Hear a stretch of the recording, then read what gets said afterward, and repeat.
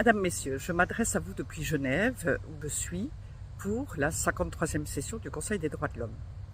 En effet, notre association est organisme consultatif depuis 2015, ce qui nous permet d'intervenir dans le cadre des sessions de l'ONU, y compris donc celle du Conseil des droits de l'homme, qui nous permet de rencontrer les délégations, c'est-à-dire les représentants des États membres, et qui nous permet de veiller à ce qui est proposé et aux revendications que tentent sans cesse de pousser des activistes progressistes, des woke, et au premier rang desquels les activistes. Cela nous permet aussi, bien sûr, d'inciter les États membres à prendre des mesures, à proposer des recommandations pour favoriser, respecter tout ce qui concerne la famille, le couple homme-femme, la filiation père-mère-enfant, la paternité, la maternité, des sujets, autrement dit, absolument fondamentaux pour la société française et les sociétés du monde entier. Cette 53e session du Conseil des droits de l'homme porte sur les violences faites aux femmes, un sujet auquel l'ONU est très attachée. Ce matin, il y avait une négociation entre États membres, auxquelles pouvaient participer quelques ONG consultatives, et ces négociations portent sur le futur texte de conclusion de la session.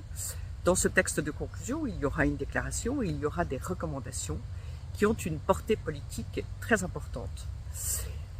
Il était plus particulièrement question des femmes détenues.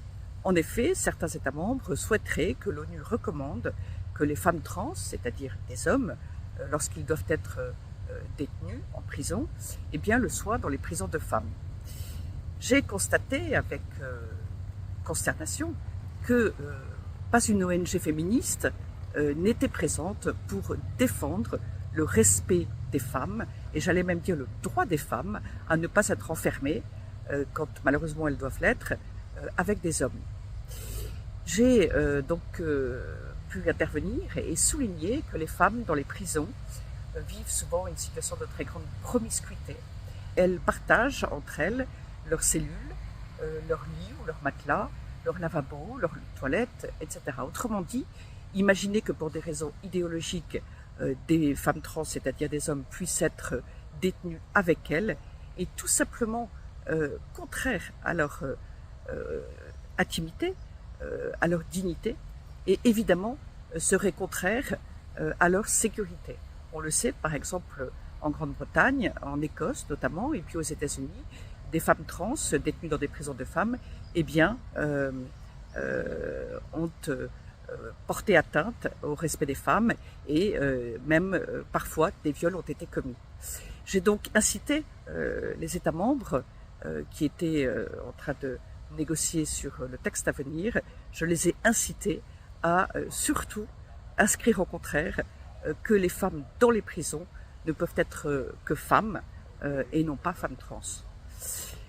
Je n'ai pas pu diffuser auprès de vous cette intervention parce que les négociations se font dans un cadre privé. Les vidéos ne peuvent pas être transmises, c'est interdit. Voilà pourquoi je vous fais part de ce travail auprès de l'ONU de manière différée.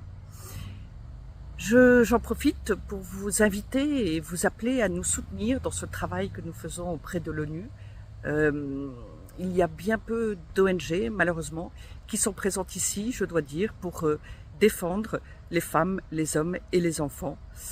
C'est un travail impératif et que nous conduirons bien sûr à mener.